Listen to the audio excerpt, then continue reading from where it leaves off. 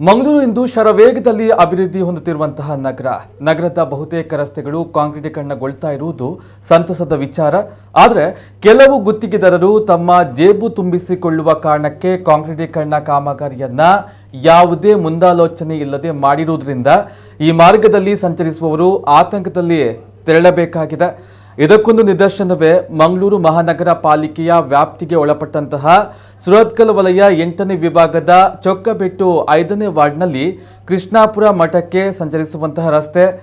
ಕೇವಲ 3-4 ವರ್ಷಗಳ ಹಿಂದೆಯಷ್ಟೇ ಮಾಡಿದಂತಹ ಈ ರಸ್ತೆ ಸಂಪೂರ್ಣ ಕಳಪೆ ಕಾಂಕ್ರೀಟೀಕರಣದಿಂದ ಕೂಡಿದೆ. ತಳಮಟ್ಟದ ಮಣ್ಣು ಸಂಪೂರ್ಣವಾಗಿ ಕುಸಿದಿದೆ. ಈ ರಸ್ತೆಯಲ್ಲಿ ಘನ ವಾಹನಗಳು, ಶಾಲಾ ವಾಹನಗಳು ಹಾಗೂ ಸಾರ್ವಜನಿಕರು ದಿನನಿತ್ಯ ನಡೆದಾಡ್ತಾ ಇದ್ದಾರೆ.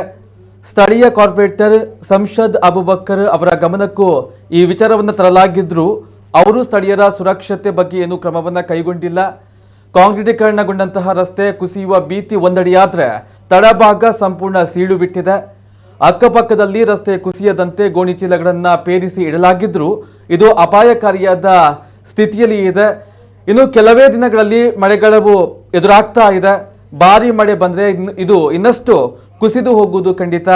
ರಸ್ತೆ ಅಪಾಯದ ಬಗ್ಗೆ ಮಂಗಳೂರು ನಗರ ಪಾಲಿಕೆಯ ಆಯುಕ್ತರ ಗಮನಕ್ಕೂ ತರಲಾಗಿದ್ದು ಭಾರಿ ದುರಂತ ನಡೆಯುವಂತಹ ಮುನ್ನ ರಸ್ತೆಯನ್ನ ದುರಸ್ತಿಪಡಿಸಬೇಕಾಗಿದೆ. ರಸ್ತೆ ಸರಿಪಡಿಸದೇ ಇದ್ದಲ್ಲಿ 5ನೇ ವಾರ್ಡ್ ನಾಗರಿಕ ಹೋರಾಟ ಸಮಿತಿ ಕೆಲವೇ ದಿನಗಳಲ್ಲಿ ಅದೇ ರಸ್ತೆಯಲ್ಲಿ ಧರಣಿಯನ್ನ ಹಮ್ಮಿಕೊಳ್ಳಲಿದೆ.